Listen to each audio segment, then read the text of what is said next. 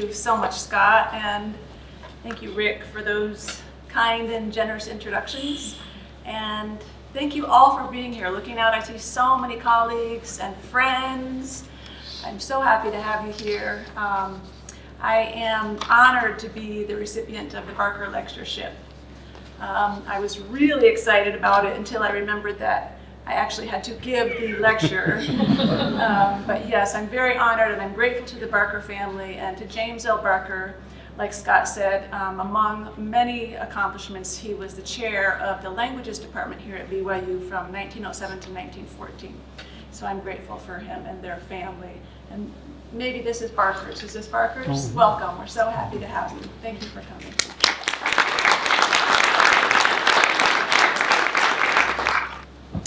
In 2020, the BBC published an article on nuclear semiotics, a multidisciplinary field that investigates how to convey warnings about nuclear waste sites to future generations.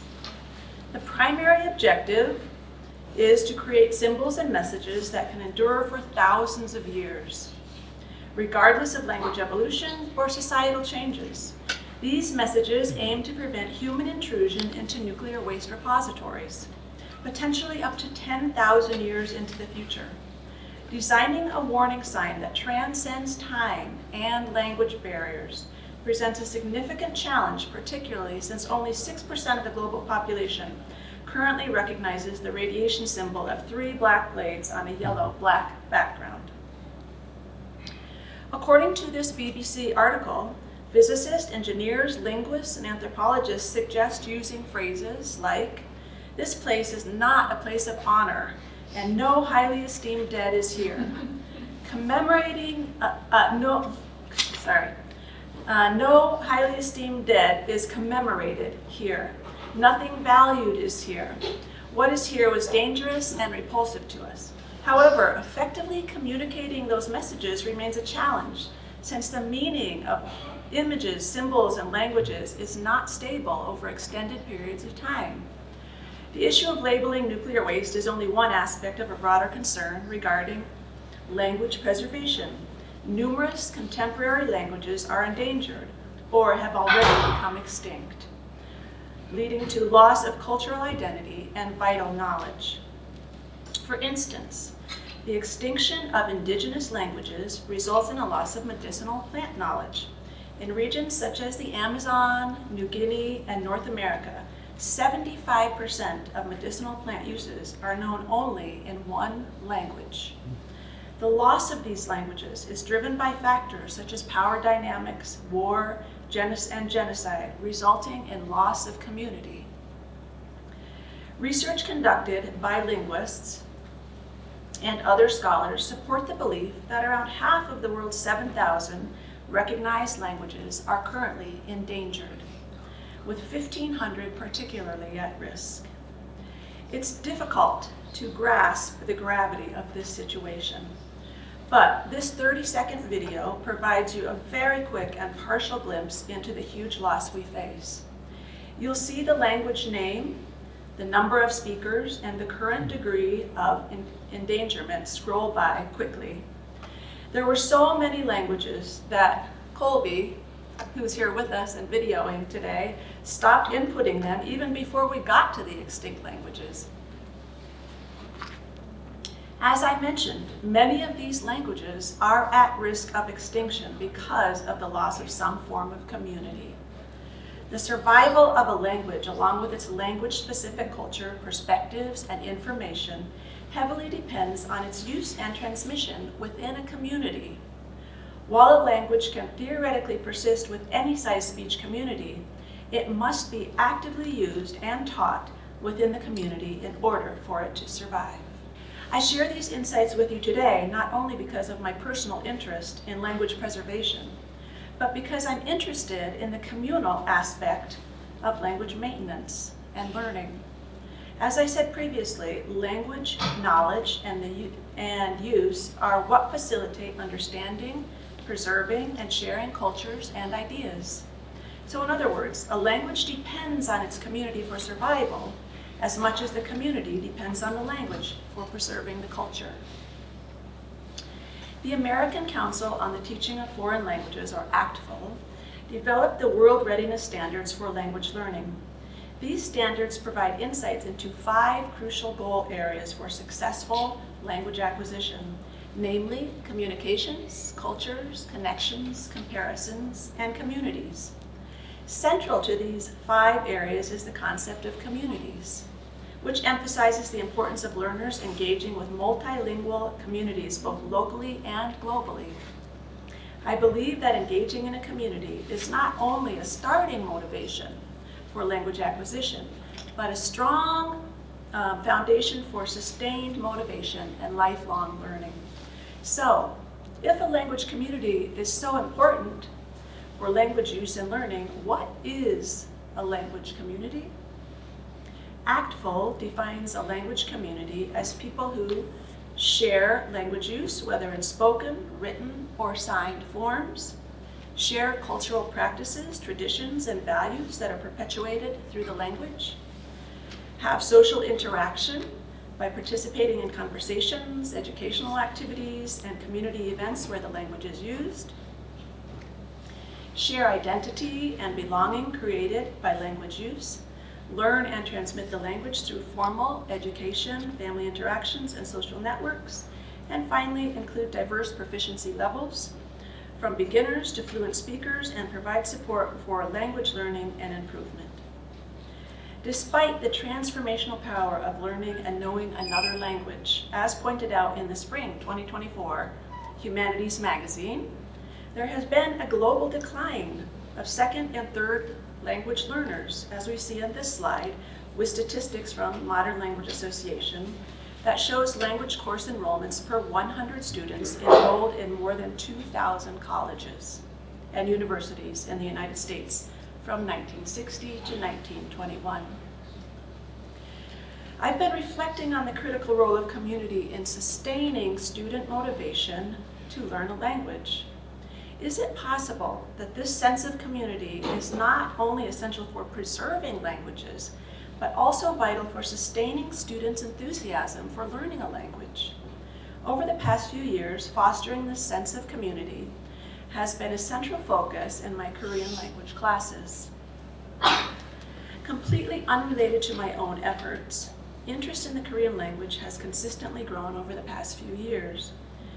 I had a slide for this and I took it down because I got more recent information. Between 2006 and 2016, the national growth rate was 95% for Korean. And then late yesterday, I got more recent stats from Statistica, and just yesterday, they sent me the stats from 2009 to 2021. US students learning Korean has jumped by 128% nationwide. This wonderful increase in Korean language learners and the initial motivation for students to take Korean is their love of Korean music, notably K-pop, as well as movies and dramas. And although I won't reveal names, I believe there are a few students and faculty in here who understand the intrigue of Korean dramas. So I can't think of a better place than here to talk briefly about our Korean program and our efforts to build community. From 2009 to 2023 at BYU, we've had an average growth rate of 148%, with a big jump from 2009 to 2021, which had an average growth rate of 305%. Currently, about 7 out of 10 students continue from Korean 101 to Korean 102, a positive sign that students see themselves as part of a community of language learners. Building on that initial motivation to learn Korean at BYU, we encourage our Korean learners to create lasting relationships with their Korean counterparts in a number of ways. We offer 4 direct enrollment exchange programs during summer, term, and fall semester. We have a 6-week BYU-based program in winter where Korean students enter our Korean classes to help mentor our students.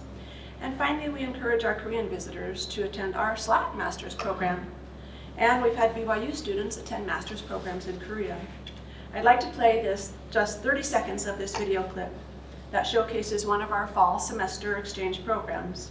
It really captures the sense of community between our BYU students and their Korean counterparts. So watch me bring the fire, set the night light. Shoes on, get up in the mood, cup of milk, let's rock and roll. Kink out, kick the drum, rolling on like a rolling stone. Sing song when I'm walking home, jump up to the top of the brown. Ding dong, call me on my phone, nice tea and I'll get my ping pong. This is getting heavy, can't hear the bass, boom, I'm ready. Life is sweet as honey, yeah, this beat chain like money. This go all alone, I'm into that, I'm good to go, I'm down, you know I go, hey, so let's go. 'Cause I love that. Okay. Even among high school students, there is a huge demand for learning Korean, but only 43 high schools in the US teach Korean, at least in 2017, and I couldn't find a more recent statistic. To meet this demand, the BYU Korean section and BYU Independent Study developed 4 independent study high school classes, like Rick mentioned, and 2 college classes that can be completed 100% online. Since we launched these courses about 10 years ago, they have consistently enrolled 1,000 students or more. In this video, this is an AI picture, but I'll show you a video in a second. In this video, you can see a Korean boy band, BTS, performing in the MetLife Stadium in New Jersey, which has a seating capacity of more than 82,000. To a professor who teaches this at one time less commonly taught language, the sight of so many teenagers, young people, young adults, and possibly a few BYU professors singing along in Korean sends a chill down my spine.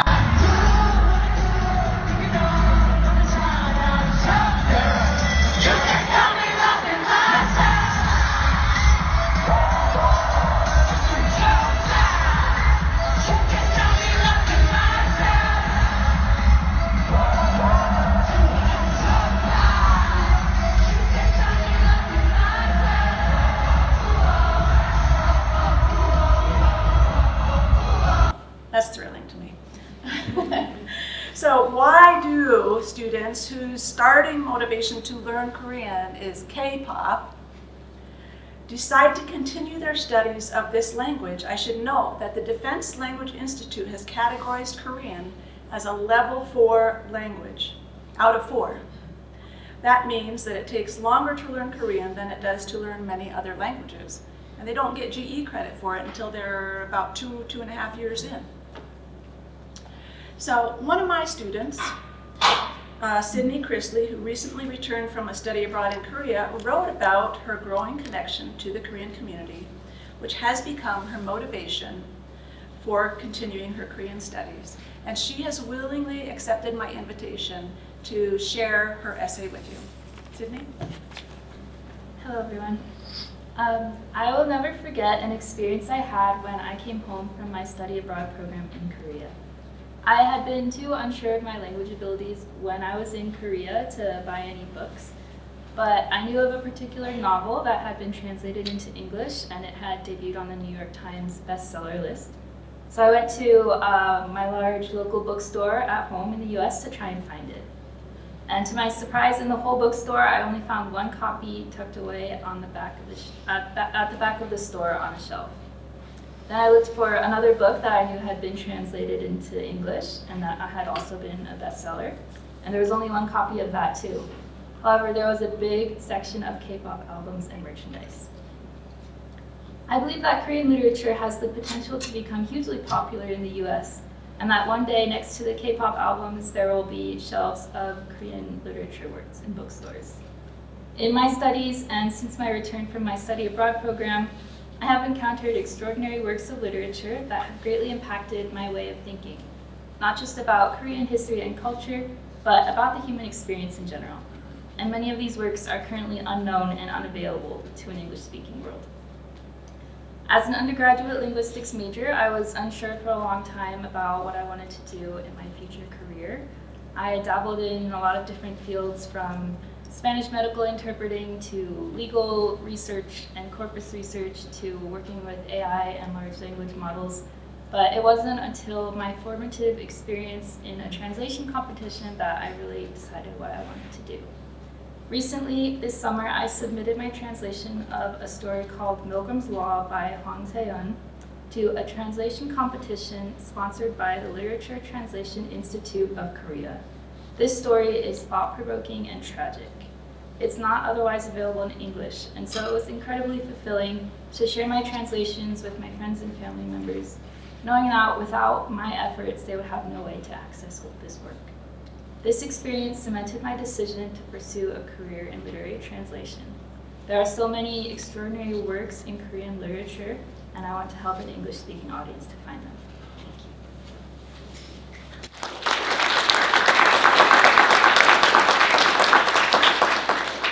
Thank you, Sydney.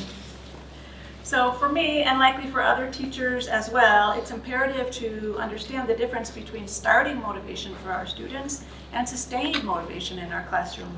Starting motivation for language learning often arises from external incentives or the novelty of the subject, which is exactly why we have a large influx of Korean learners. Again, they love the Korean music, they love the dramas, they love the culture. However, sustaining this motivation over time requires deeper, more intrinsic factors, similar to those that Sydney just described. This is where the sense of community plays a pivotal role. When students feel a part of a supportive, interconnected group, where their efforts are valued and important, their engagement and motivation are more likely to persist. I wanted to better understand the reason for students' retention from my class to class, so I decided to ask a group of students 2 questions. What was your greatest motivation for taking Korean 101? And what was your greatest motivation for continuing on to Korean 102? And although it's a very small sample size of 37, their responses reflected positively on the effort we've been making in Korean 101 to create a community for students. The initial motivation to take Korean 101 was K-pop, like I expected, for 46% of the students. Okay. Interestingly, only 6% of those students claimed that K-pop was their sustaining motivation to continue into 102. Additionally, no students took 101 because they had friends in the class. Well, it was a 101 class. But the sustaining motivation for almost 30% of the students to take Korean 102 was that they now had friends in the class. There is valuable research that points to the idea that community in language learning sustains motivation among students. I know there are many here today who have researched the benefits of study abroad programs, community engagement, and student motivation for sustained learning.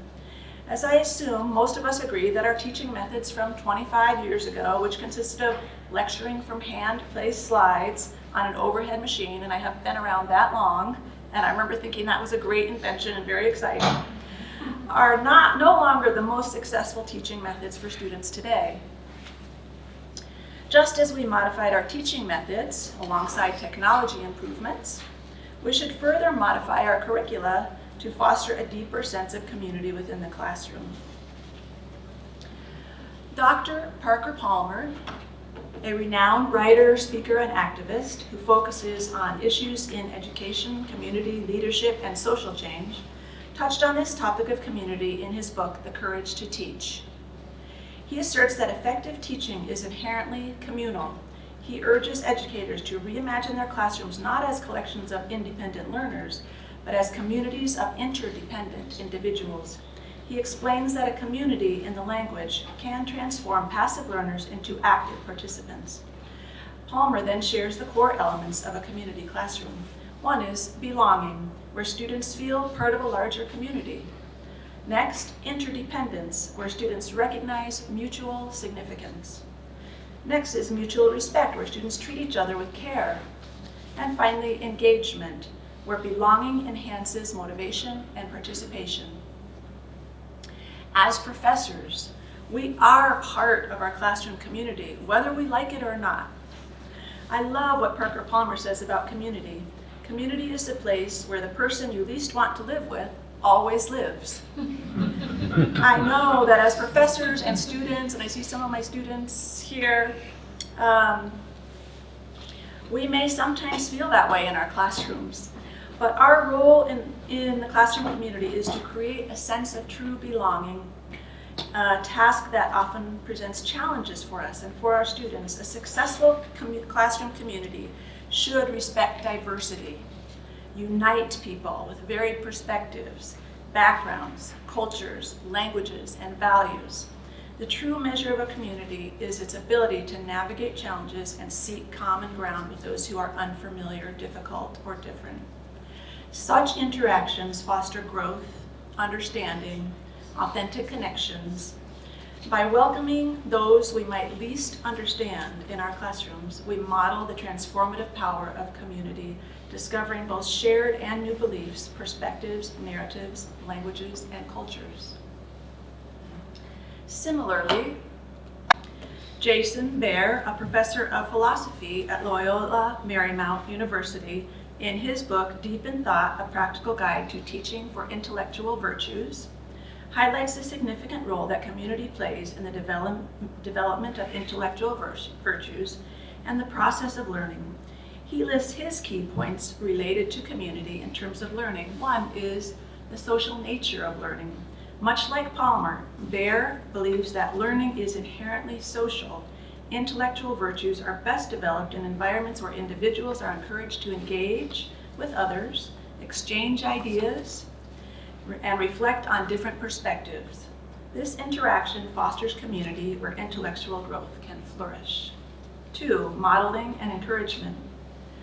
Within a language community, there is value in teachers, peers, and mentors actively engaging in modeling intellectual virtues, such as curiosity and open-mindedness, thus creating a culture where intellectual growth is valued. 3, collaboration and dialogue. Baer highlights that intellectual virtues are honed through collaboration and dialogue, engaging in discussions, considering different viewpoints, and working together on intellectual tasks are crucial for developing traits like intellectual humility, empathy, and fairness. I try to help my students develop these traits by requiring them to complete a 4-day project that involves pairs. I don't know if any of my 325 students are here, but it involves pairs working together to write a test. And then they take each other's tests, they grade each other's tests, and they give feedback to each other after the test. In addition to learning the course content, this exercise allows students to have a voice and some ownership in the class and decide what is most important and relevant to themselves and possibly to others, and then to recognize useful skills that can be used out of the classroom. We often discuss the use of collaboration, negotiation, trust in the team, fairness, and so forth. 4, a supportive environment. A supportive learning community can help students feel safe to take intellectual risks and make productive mistakes. Baer stresses the importance of an environment where students are encouraged to ask questions, challenge assumptions, and pursue truth. This environment can be developed through discussions, readings, and activities that highlight different perspectives. In a language class, highlighting stereotypical customs and perspectives of the native speakers is easy and really fun to do.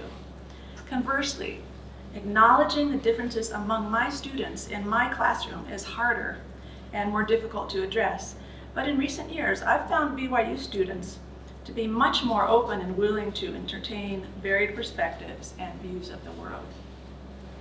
And number 5, collective responsibility. Baer suggests that fostering intellectual curiosity, perseverance, and wonder is a communal responsibility.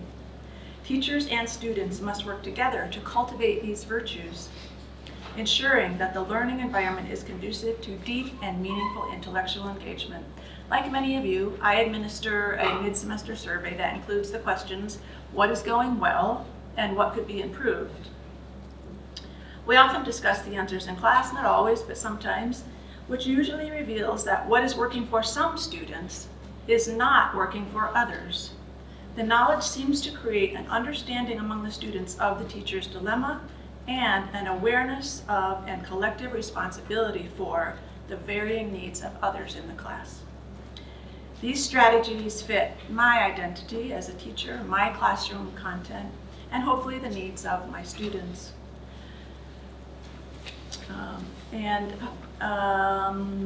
let's see, help me to begin, oh, and they have helped me to begin creating a classroom community where I hope students feel valued, respected, and have a sustained motivation for learning. As I reflect on the value of community in the classroom, I am reminded of the strong sense of community within our college. Parker Palmer once said, "Community is not a goal to be achieved, but a gift to be received." For 24 years, I've witnessed many of you creating welcoming, safe spaces in your departments and classrooms, and I've been deeply inspired. Though I can't name everyone, I'd like to thank a few colleagues whose contributions have enriched my professional and personal journey.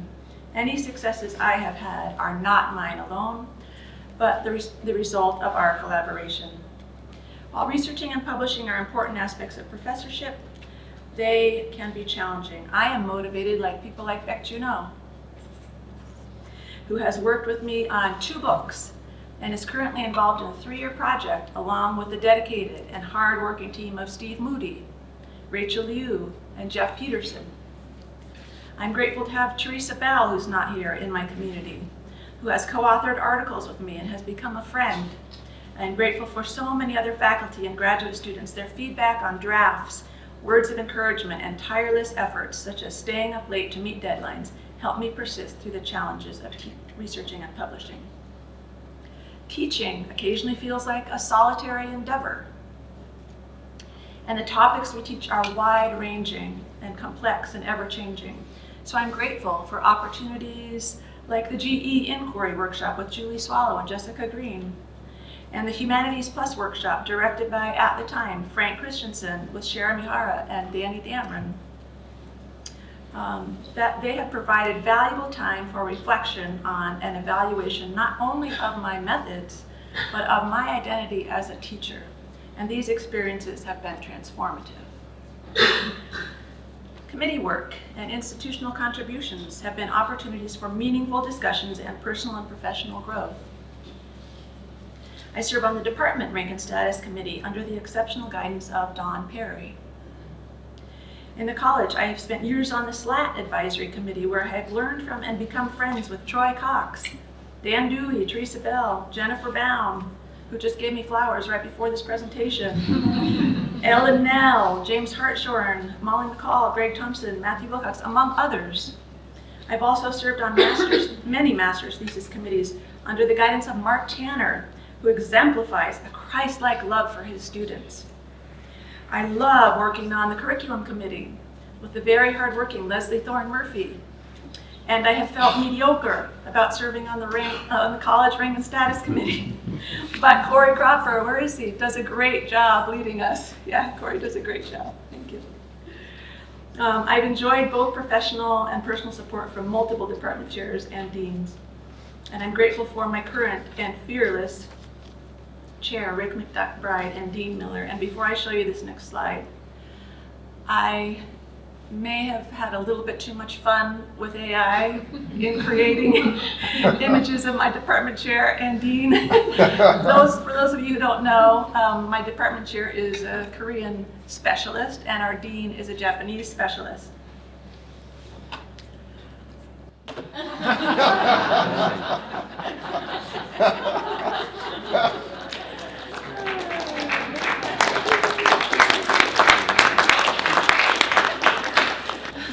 You just changed my attitude about AI.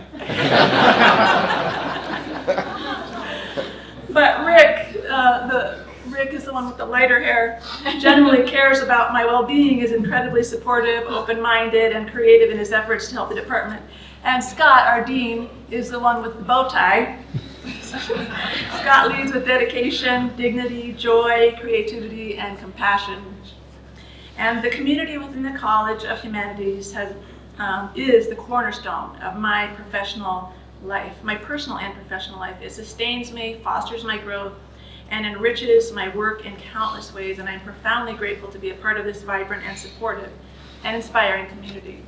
In conclusion, creating a sustainable language to communicate the dangers of radiation contamination to generations 10,000 years into the future sounds daunting. While physicists, engineers, linguists, and anthropologists grapple with the task, I am relieved that it's not my responsibility. What I am excited about, however, is the transformative power of language. Language has the ability to bridge generations, cultures, and distances, fostering shared understanding and connection. As an educator, I am motivated to foster community in my classrooms by encouraging curiosity and a desire to learn, thus providing joy and inspiration for students and educators alike. I hope we can join together to help cultivate motivated, lifelong learners who are ready to engage with the world and leave a clear and meaningful impact on future generations. Thank you.